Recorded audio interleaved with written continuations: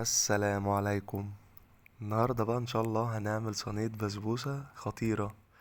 بصوا الترميلة وطعمها مقولكوش. بص يا باشا، اللون والترميلة حكاية. يلا بينا نقول بسم الله. الأول عندنا هنجيب 175 جرام سمنة سايحة، و175 جرام سكر، و175 جرام لبن، و100 جرام شربات تقيل بارد. ودوب الكلام ده كله مع بعضه يا باشا.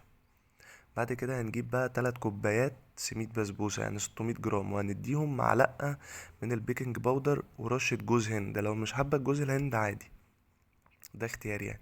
بعد كده هنجيب الخليط اللي احنا عملناه وهننزل بيه على سميد البسبوسة، وهنجيب الصينية بتاعتنا اللي احنا هنعملها وهندهنها سمنة، وانزل يا باشا بالخليط بقى في قلب الصينية وساوي كده، واديها خبطتين بقى علشان توزع الخليط كله بالتساوي. خبطي فيها كده علشان الخليط يتوزع.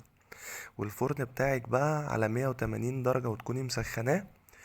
واحنا بقى عملنا نص كده بالبندق واللوز ونص سادة. وعلى ما تستوي هنعمل الشربات بتاعنا، كوبايتين من السكر وكوبايتين من المية، واول لما يغلي معانا هنديله عصرة ليمونة.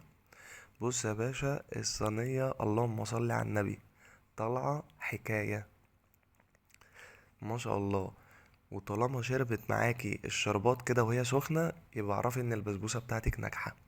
اضغطي عليها كده علشان تشوفي لو لسه محتاجة شربات.